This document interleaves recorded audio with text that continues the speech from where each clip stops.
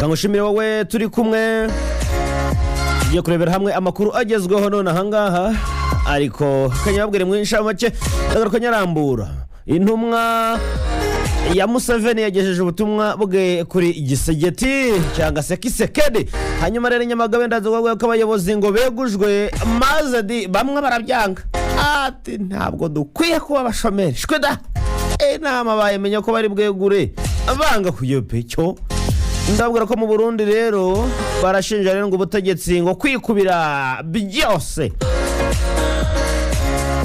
ndaza kubabwira ko rero Trump yabujije Zelensky ngo kurasa ku Burusiya muri Uganda rero General Moses Ali ngo yamaganye rero ngo bavuga ko ngo akwiye kuva muri politike bitewe nuko ashaje ngo ninde uzacagura cyangwa se ninde ngo uzacungura abanyekongo turabivugira hano byose General Moses Kainerugaba yavuze ko ngo we na Bobi Wine nicyo bapfa yamuhaye ibihumbi n'ibihumbagiza by'amashiringi ariko ngo yanga ko yamusubiza muri Kongo abasirikare rero ngo bapfuye ampaye nka data abasirikare ngo bapfuye umugore ariko ngo mwarimu yahawe ukomerekeye ubuse yazize kimwe abantu ntabwo ibintu biba byoroshye mwuka byaramwe ngaye ngo ukoreka nitse gatondo garuka nyarambura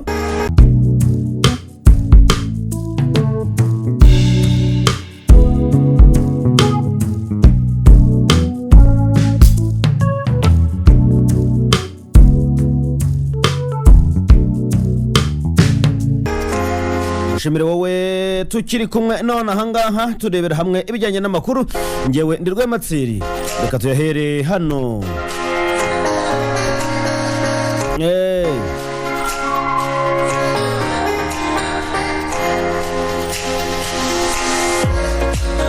abayobozi ngo begujwe ngo bamwe rero ngo barabyanga aho ni Nyamagabe niho duhereye mu karere ka Nyamagabe rero ngo hari abayobozi basabwe kwegura barangije barabyanga abavugaho rero ngo bavugaho ngo ibyo nubwo ngo n'umuyobozi ngo wishami ry'imiyoborere ngo n'umuyobozi rero ngo mu biro by'inama njyanama icyakora ngo hari abane ngo babyumvise ariko barangize banga kuza muri abo rero ngo harimo ngo umuyobozi w'ishami ry'imibereho myiza mu karere ka Nyamagabe ngo wanditse asezera akazi k'ubushake uwo yaremeye arigendera abandi banze kwitabira uri nako kandi rero ngo hari abandi bayobozi ngo bamenye ko ngo bagiye kweguzwa ngo kuko ngo hari inama yari yateguwe ariko ngo inama ngarimo yari bwemerezwemo abari bwegure barangije barakwepa banga kujyayo mu gihe rero ngo ibintu ngo bimeze bityo ngo mu bayobozi rero ngo kuri uwo karere ngo hari abavuga ko ngo abayobozi b'imirenge ngo nabo ngo batakambiye umuyobozi ngo binyuze rero ngo mu mabaruwa banditse ngo hatagira ngo weguzwa nyabuneka ngo nimutubabarire nawe ukuri ngo dufite abana ariko hari umuntu wavutse azaba mu itegetsera hari aberejwe ahari ngo abo bandikiye umuyobozi rero w'akarere batakamba ngo bahabwe imbabazi ngo ku makosa bakoze ajyanye n'akazi mu bandi rero ariko ibi bintu nubwo bizakunda mwabana ngo mu bandi bayobozi rero banditse amahoro basaba imbabazi ngo harimo ngo n'umunyamategeko w'akarere hasi murambabarire rwose cyose turaza no kubagezaho ibyemezo by'inama y'abaminisitiri aho hari abashyizwe mu myanya Jean-Marie Vianney Gatabazi nawe yabaye umutegetsi nanone yagarutse muri politike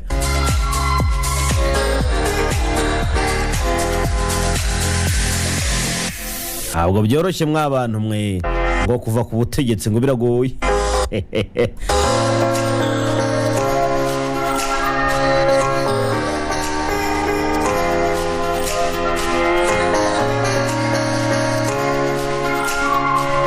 ikindi wamenya nuko Perezida Paul Kagame yageneye ubutumwa Mohamed Idriss Deby Perezida wa Chad Idriss Deby ngo kuwa gatatu rero tariki 16 Nyakanga 2025 yakiriye mu biro bye rero Minisitiri w'Ububanyi n'Amahanga w'u Rwanda Ambasaderi Olivier Jean Patrick Nduhungirehe umukuru wa diplomasi y'u Rwanda yari n'intumwa ngari kumwe ngo n'intumwa hariya Injamena ngo murwa mukuru wa Chad. Ubwo rero yakirwaga na Perezida Idriss Deby, yamushyikirije ubutumwa bwa Perezida Paul Kagame ngo nubwo rero ngo hatigeze hatangazwa ibikubiye muri ubwo butumwa. Mbere yo guhura na Idriss Deby rero kuwa gatanu, Minisitiri Ambasaderi Vivienne Nduhungirehe rero ngo yari yakiriwe ngo aganira ndetse na mugenzi we wa kiriya gihugu yitwa Abdoulaye Sablé. Umubano rero w'u Rwanda na Chad ngo umaze igihe kirekire ngo uhagaze neza. Ubwo rero Perezida Idriss Deby ngo yajyaga ku butegetsi, ntabwo byoroshye mwabana. Umubano ngo uzakomeza kugenda neza nk'uko bikwiriye ngo n'abandi barebereho nuko nguko bimeze. Urukiko rwategetse ko Sarongo afungwa. Mana yagasana ntiyarashoboye byose ngashaka bamusabye ko afungwa imyaka 3. Urukiko rwisumbuye rwa Gasabo rwakiriye rero rwakatiye Rurangirwa Wilson wamamaye ku mbuga nkoranyambaga nka Sarongo, rukatera igifungo cy'imyaka 3 ngo ndetse n'ihazabu ya miliyoni 5 z'amafaranga y'u Rwanda ngo nyuma yo guhamwa icyaha cyo kwihesha ikintu cy'undi hakoreshejwe iki uburiganya. Ubushinjacyaha bwari bumaze rero ngo bwari bwaramureze ko ngo yamenyekanye cyane avuga ko avura indwara ngo ndetse ngo akanagurira abantu akabigarurira abantu ibyo bibye cyangwa se byibwe, ngo binyuze rero mu biganiro yacisha ku miyoboro itandukanye ya YouTube, byatumaga rero abantu bamugana bamuha amafaranga menshi cyane, ariko yabizezaga ko ibyo bose azabibakorera, ariko nyamara byari byabaringa. Ayo mafaranga rero ngo yayakoreshaga mu kugura imitungo no mu bikorwa rwose avuga ko ngo ari by'ubugira neza. Ngo yagiraga neza, yubatse ngo amashuri, yubaka ibiki, Imana nyagasani ibintu bibera inaha ntago biba byoroshye n'akamaramaza. Sarongo rero ngo nubwo yiregura avuga ko ngo amafaranga gaturuka muri Uganda, ngaho rero ngo afite kampani ngo ikora isabune ngo n'amandazi. Urukiko rwemeje ko ngo ibyo avuga byose ngo bidafite gihamya, kuko ngo gihamya atanga ngo ntabwo ihagije. Icyakora ngo ntiyahamijwe rero ngo icyaha cy'iyeza ndonke cyangwa kudasobanura inkomoko y'umutungo afite. Uretse igihano cy'igifungo, urukiko rwanategetse ko ngo yishyura indishyi ku bantu batandukanye bamurize.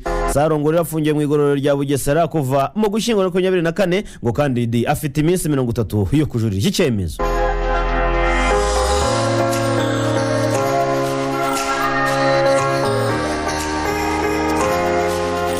Ikindi wamenya nuko General Muhozi Kainerugaba ngo yaciye amarenga yuko UPDF ishobora kwinjira mu ntambara ya Uvira. Umugaba mukuru w'ingabo za Uganda General Muhozi Kainerugaba yatangaje ko UPDF yiteguye rero ngo kwiyagura uduce ngo ikoreramo ibikorwa rero ngo byayo ngo mu gihe intambara yaba igeze mu mujyi wa Uvira. Uyu mujenerali usanzwe rero umuhungu wa Yoweri Kaguta Museveni, perezida w'ikiriya gihugu, yabitangaje rero mu butumwa yanyujije kuri X. Yabyanditse agira ati imirwano niramuka yadutse mu bice bidukikije ngo cyane cyane ngo bikikije Uvira muri Kivu y'Amajyepfo, ntituzahwema kwagura igice ngo dukoreramo ibikorwa ngo dufite ingabo zihagije zo kubikora. General Muhozi Kainerugaba nigeze avuga rero ngo niba kwagura igice rero UPDF ikoreramo ibi bikorwa byayo nyine ngo bya gisirikare, ngo bivuze ko izaba igiye kurwana ndetse n'urundi ruhande zabishyigikiye. None azabyagura ate niba nta kurwana kurimo? Urasetsa. General Muhozi Kainerugaba yatangaje aya magambo ngo nyuma ngo mu gihe ngo hari ubwoba bwinshi cyane bw'uko ngo umujyi wa Uvira ngo kandi ngo ushobora gufatwa na AFC M23. Kuri ubu rero ngo yaba umutwe wa 23 n'ingabo za leta ya Congo ngo buri ku ruhande rwose rurashinja urundi kuba ngo zikomeje ngo kurundi bitwaro rwose karundura hirya no hino mu mujyi. Inyeshyamba by'umwihariko rero ngo zirashinja leta ngo kohereza ingabo nyinshi cyane no mu bice ngo bitarimo ngombwa, harimo kandi ngo no kujya ngo no mu mujyi wa Bujumbura hariya mu Burundi, mu rwego rero ngo kugaba ibitero mu bice bitandukanye M23 igenzura.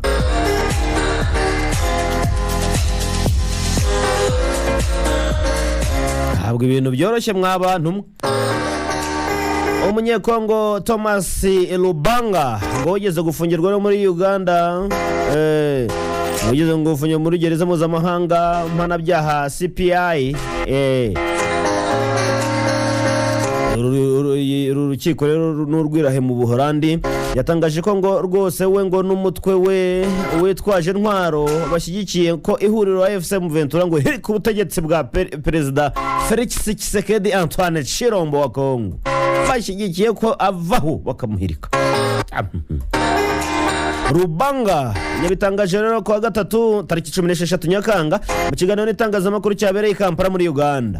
Ikiganiro yakoze rero nyuma y'amezi makeya ashinze umutwe witwaje intwaro witwa CRP ari kurwanira mu ntara ya Ituri.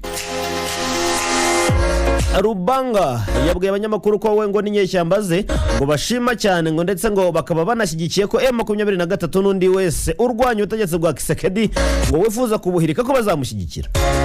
Thomas Lubanga umaze rero ngo igihe aba muri Uganda yavuze ko ngo aba muri iki gihugu ngo kubera ko ngo yahatikirijwe ngo yahatirijwe ngo guhungira i Kampala muri Uganda ngo nyuma y'igihe uwe ngo na bagenzi be batotezwaga mw'abantu mwe.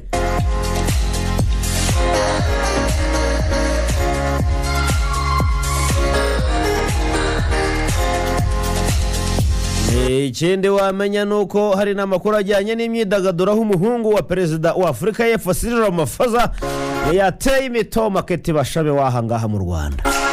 Mayi nkawe nuko di nimukomeze mwagura u Rwanda sike mubabuza mumbwire. Umuhungu wa perezida wa Afurika y'Epfo Cyril Ramaphosa witwa ngo Tumelo Ramaphosa yagaragaje ibyiyumvo bye ngo akuri Keti Bashabe umunyarwandakazi wamamaye cyane mu bijyanye n'imideli n'ubucuruzi n'imbuga nkoranyambaga.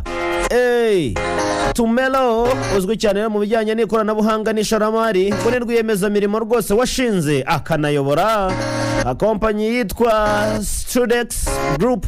Iyi rero ikabikora muri Afurika y'Epfo ngo n'ahandi hakomeye ku mugabane. Iyi kompanyi rero cyangwa se iyi company ifite ibikorwa byinshi cyane by'ikoranabuhanga rishingiye ku butabire, inganda ngo zicukura amabuye y'agaciro ndetse n'ubucuruzi bw'imigabane.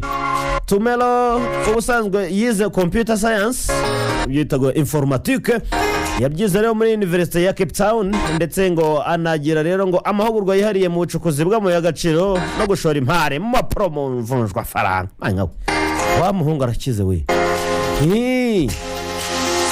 Rero Bashabe we yamamaye cyane nka rwiyemezamirimo ufite uburanga bwiza cyane n'umwe rero ngo mu bagore b'Abanyarwanda bagaragaza ubushobozi mu bucuruzi ndetse no gukoresha imbuga nkoranyambaga neza kandi bya kinyamwuga. Ya mutomagwe yamwise ko ngo ari universe we amaye nkawe ngo nisanzure rye ntuza we ntacyo bitwaye.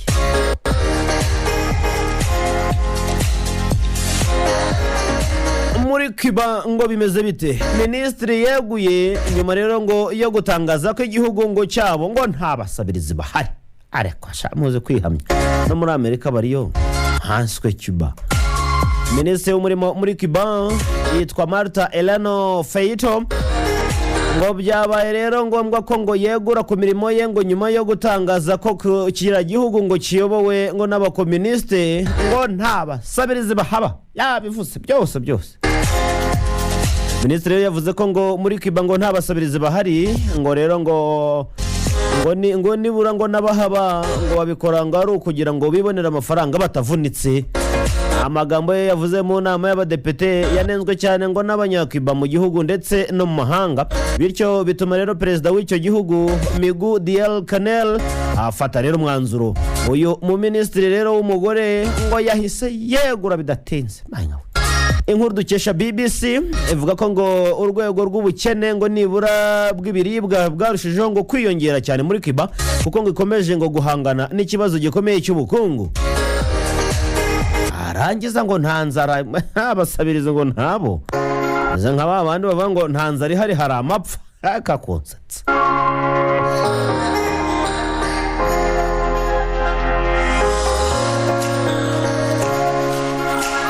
Dusubiye hariya muri Congo, Karidinali Ambongo arashinjwa gukorera u Rwanda.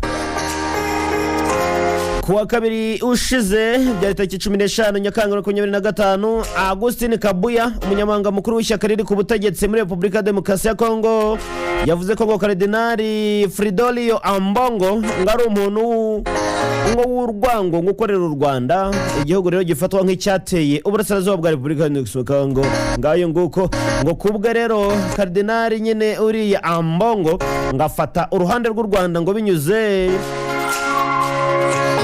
ngo myifatire myiza cyane nibaze kandi di ariko abanyekongo murasetsa koko hey mu byo rero bamuvuzeho uriya Augustin Kabuya yagize ati ndakubwira ko ngaya amasezerano iyo aza kuba ayo guhemukira igihugu Paul Kagame ntabwo yari gutangira guhungabana abaya rero ngaya amasezerano ngo ntabwo ari ay'ubukungu ahubwo ngo ni amasezerano y'amahoro gahota yashinje kandi perezida w'u Rwanda ngo gushaka komeka uburasirazuba bwa Kongo ngo ku Rwanda ko ngo no kugira abaturage ako karere abacakara ariko di barabaruze cyangwa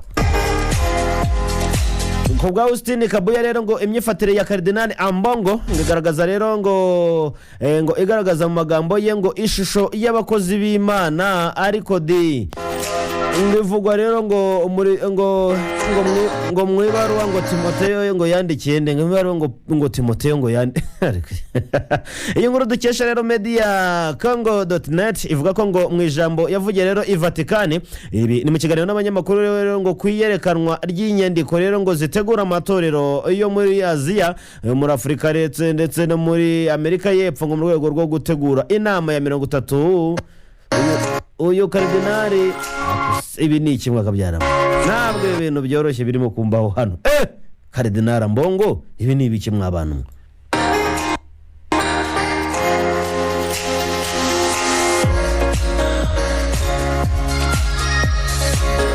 hanyuma rero ikindi wamenye nuko Perezida Paul Biya wa Cameroon rero ngo mu cyumweru gishize ngo yatangaje ko ngo ateganya kwiyamamariza kuyobora iki gihugu muri manda ya 8 ngishobora gutuma rero ngo yuzuza imyaka 100 y'amavuko ari ku butegetsi. Biya w'imyaka 92 y'amavuko ngo niwe perezida ukuze kurusha abandi ku isi. Uyu mukambwe rero kandi ngacyandika ku rubuga rwe rwa X ko ngo ateganya ngo kwiyamamaza mu matora ateganyijwe mu kwakira uyu mwaka. Abenshi rero b'abanyafurika ngo byabatangaje cyane kuko ngo mubona ko nkashaje cyane.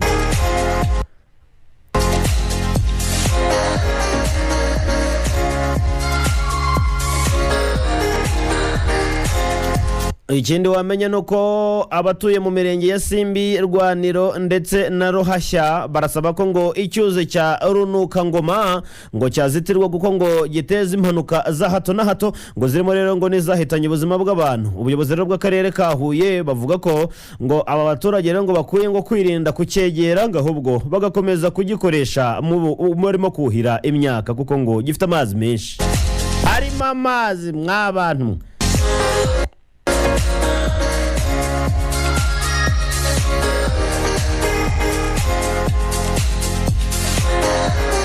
Mu Burundi rero ngo barashinja ubutegetsi kwikubira byose. Yego Sena y'u Burundi yemeje ba guverineri bashya bo kuyobora rero ngo intara z'iki gihugu ngo zirimo ngo niziherutse gushingwa bushyashya.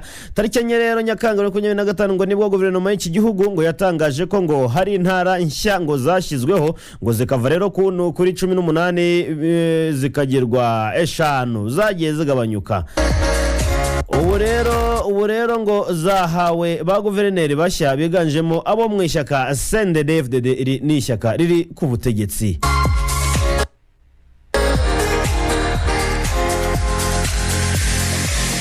Ishyaka riri ku butegetsi rero ngo rifite imyanya yiganje mw'abantu mwe. Iteka rya Perezida wa Repubulika y'u Burundi rero ngo ryasohotse tariki 3 Nyakanga 2025 ngo niryo ryemeje ko ngo abakurikira ngo aribo ngo bayobora intara zizavugwa cyangwa zivugwa aha haruguru. Abo ni Denise Ndaruhekeye nuko amaye nkawe nibyo.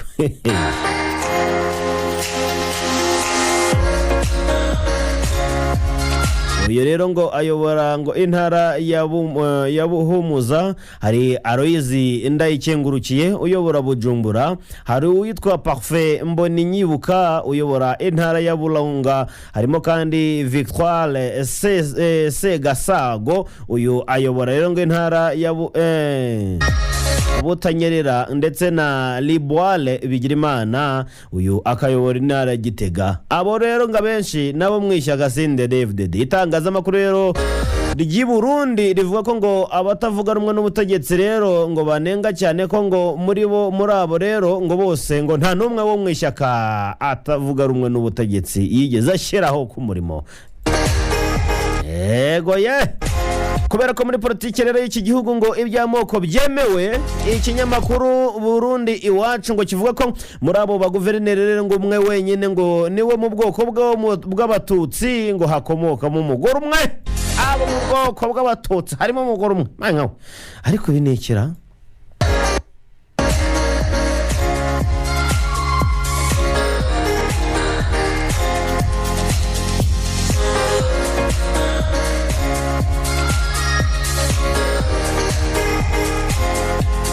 ntabwo byoroshye na gatoya mw'abantu mwe ngayo nguko babwire ko rwose Perezida Donald Trump ngo yabujije Zelensky kurasa ku Burusiya. Hanyuma kandi ngo ntabwo bikomeye cyane, abantu barimo baribaza ninde uzacungura Abanyekongo. Benshi mu Banyekongo rero ngo bibaza amaherezo y'imvururu imaze hafi imyaka 30 muri Asazuba bw'iki gihugu. Abaturanyi rero babo rero ngo natwe turimo turibaza ninde rwose uzagira gutya agahoza Abanyekongo. Turaza kubisesengura byose turebe uko bimeze. Hanyuma rero dusoreze kuri inkuru ya General Muhoozi Kainerugaba. Uyu rero akaba ari umugaba mukuru w'ingabo za Uganda. General Muhoozi Kainerugaba yatangaje ko ngo mu byapfa burya na Robert Kyagulanyi uzwi cyane ku izina rya Bobi Wine ngo harimo ngo n'amafaranga yamugurije ngo niyo yamwishyura. Mu gitondo cyo ku wa gatatu nibwo General Muhoozi Kainerugaba yifashishije rero urubuga rwa X yashyize hanze rero ubutumwa butangaje cyane bunatandukanye bugaruka kuri Bobi Wine. Hari aho yero yavuze ko ngo Kabobi ntabwo rwose ari umuganda, ahubwo Kabobi ni umurundi, tuzamwishyuriza rero ngo tuzamugira gute ngo tuzamwigishiriza ikigande mu nzu yo munsi y'ubutaka. Nka data ngo mureke rero Kabobi azajye kwiyamamaza mu nzego z'ibanze zo mu gihugu akomokamo, aho ubwo ni mu Burundi, kuko ngo azashyigikira ibikorwa bye byo kwiyamamaza. Umwe rero mu bagize icyo bavuga kuri ubu butumwa yabajije General Muhoozi Kainerugaba icyo apfa na Bobi Wine, undi nawe amubwira ko ngo hari amafaranga yamugurije yanga kuyamusubiza. Ariko ibi ni ibikira ngaye nguko rero. Reka twitse gato mushimire wowe twabanye, mwifurije gusaza udasabirije kandi Uwiteka akumwenyurire.